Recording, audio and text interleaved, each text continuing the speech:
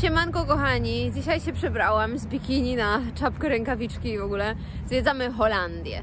Holandię zwiedzamy w listopadzie i zwiedzamy ją troszkę nietypowo, dlatego że nie Amsterdam, Rotterdam i Haga, ale takie małe miasteczka i leśne klimaty.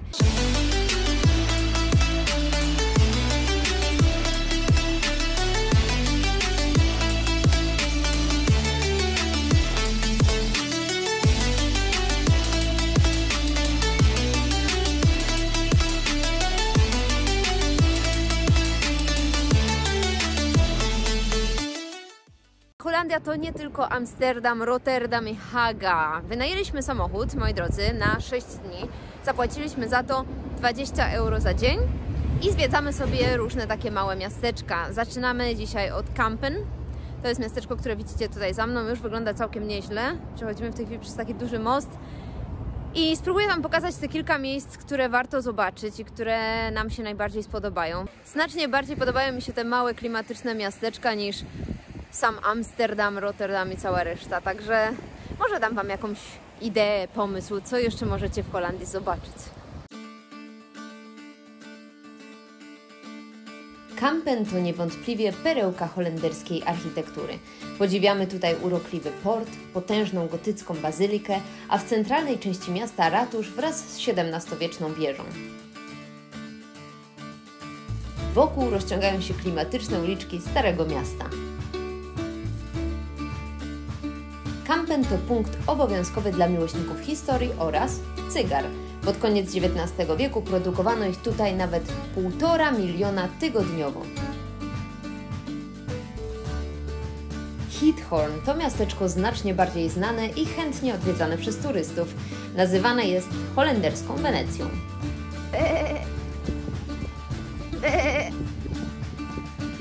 Znajduje się tutaj ponad 90 km kanałów, po których na małych łódkach poruszają się zarówno turyści, jak i mieszkańcy. Niektórzy z nich, aby dostać się do swojej posesji, muszą pokonać choć kilka metrów przez wodę.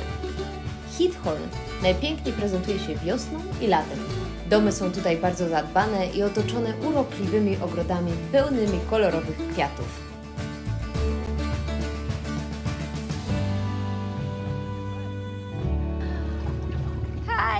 You are so pretty, oh my goodness gracious. Oh, that's cool, babe. Whoa.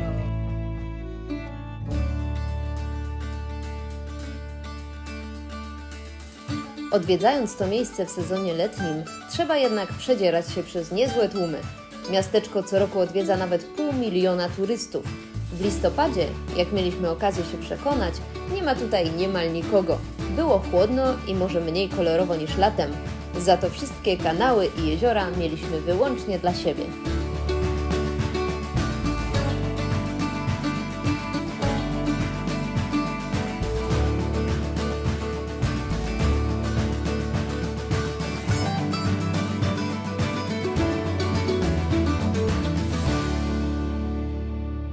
Jeżeli chodzi o hotele w Holandii, to wybieraliśmy te najtańsze. W każdej z tych miejscowości w sumie spaliśmy raczej z reguły tak blisko tych miejscowości, które chcieliśmy zobaczyć, a nie w samych miasteczkach, dlatego że byłoby jeszcze drożej.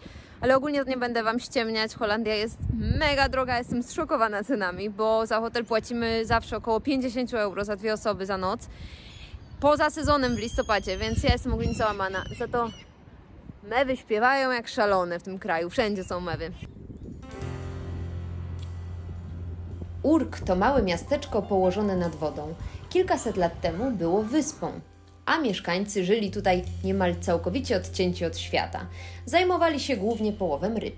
Zmieniło się to w pierwszej połowie ubiegłego wieku, kiedy wybudowano tutaj wielką zaporę wodną, łącząc tym samym Urk ze stałym lądem i na zawsze zmieniając życie mieszkańców. Dziś miasto jest chętnie odwiedzane przez turystów. Największe atrakcje to malowniczy port, latarnia morska i urocze uliczki w centrum miasta. W listopadzie dodatkowego magicznego klimatu dodaje temu miejscu unosząca się ponad wodą mgła. A my wsiadamy już na łódź i płyniemy do miejscowości Deventer.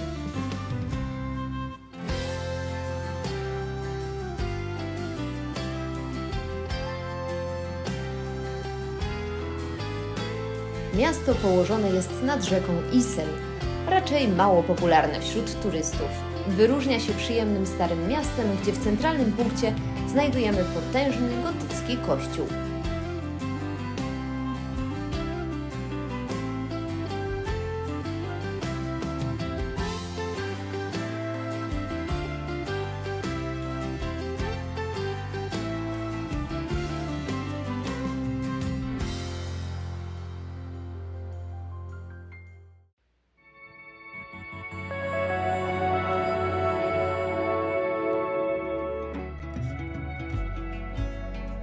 Ale Holandia to nie tylko miasta i miasteczka, ale przede wszystkim natura.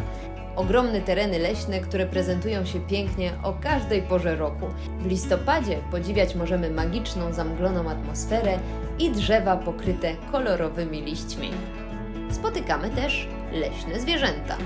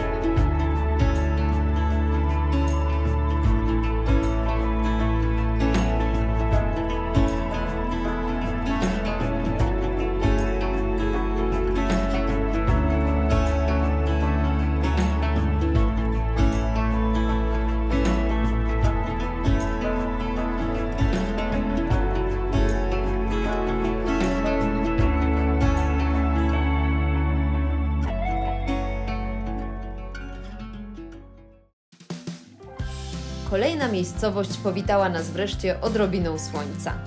W Harderwijk na początku dostrzegamy piękny stary wiatrak, w którym dziś mieści się muzeum. Wokół niego podziwiać możemy zaparkowane łodzie, a przechodząc nieco dalej deptakiem trafiamy na bramę prowadzącą do najprzyjemniejszej części miasta.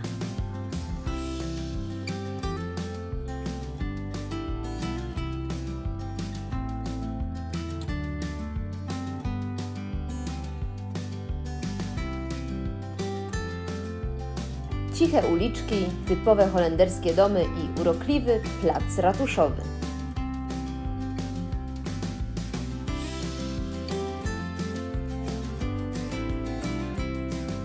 W Harderwijk znajduje się również delfinarium, jedno z największych w Europie. Jest to obiekt przyciągający tutaj wielu turystów. Ruszamy dalej i trafiamy do miejscowości Elburg. Stara część miasta jest z każdej strony otoczona wodą.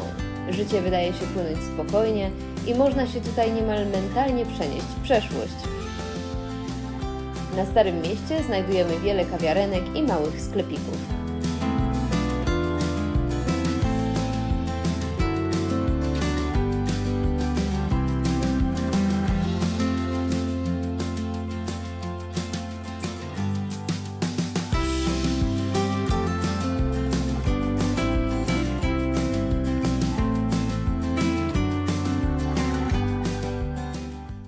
I kolejne słoneczne miejsce – Żwole, gdzie już w połowie listopada panuje bożonarodzeniowy klimat.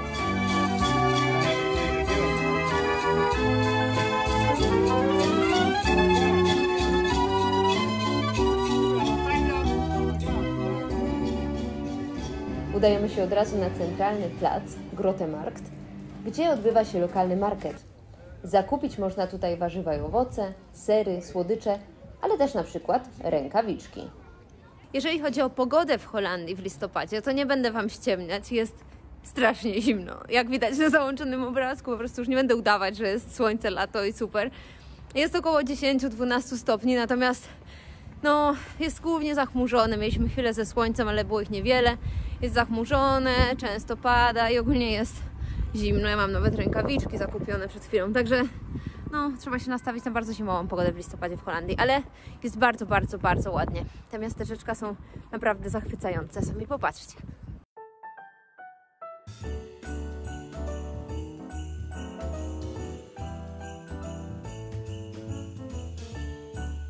Ze Zwolle ruszamy do znacznie większego miasta i tutaj też zaczynamy od lokalnego targowiska, tyle że tego kwiatowego. Holandia zawsze kojarzyła mi się z kwiatami i widać nie bez przyczyny.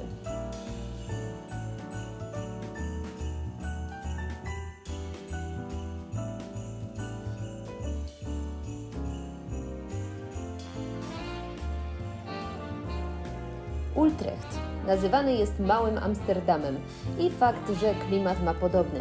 Miliony zaparkowanych rowerów i romantyczne kanały.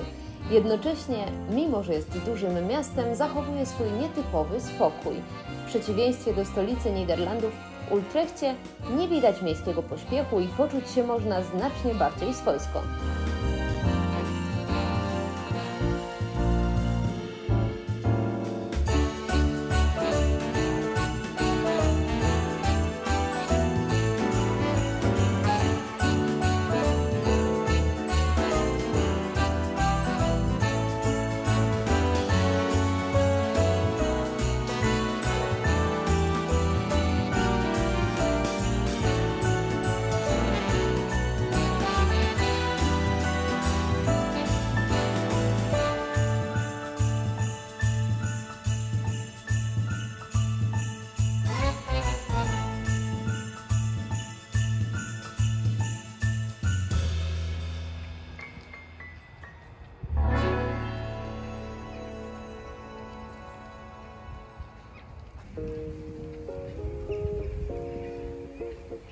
W Apkoude zatrzymaliśmy się przez przypadek i spędziliśmy tutaj kolejne 2 dni.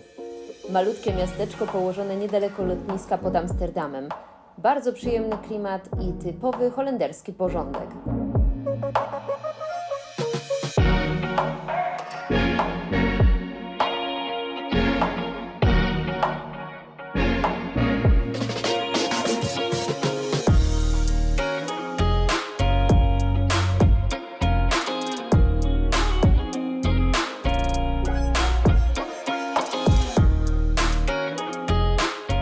Na koniec bardzo mocno turystyczne miejsce, chociaż nieczęsto odwiedzane o tej porze roku. Janses Hans. Wybaczcie mój holenderski.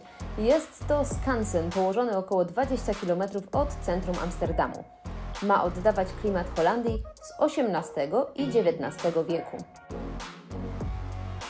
Wiatraki nad rzeką Zan zaczęto budować na początku wieku XVII. Służyły nie tylko do mielenia zboża. Produkowano tutaj także m.in. musztardę, olej, papier czy tytoń. Przez 200 lat wybudowano ich w tej okolicy około 1000. Oczywiście z czasem przestały być użyteczne i nie przetrwały próby czasu. O przywróceniu ich do życia i postawieniu skansenu zdecydowano w połowie ubiegłego wieku. Dzięki temu dziś możemy odwiedzić to miejsce i poczuć się niemal jak w czasach świetności wiatraków. Podobał Wam się film? Kliknijcie proszę w subskrypcję i zostańcie na dłużej. Ja zadzieram kiece i lecę w kolejne, tym razem nieco cieplejsze miejsca.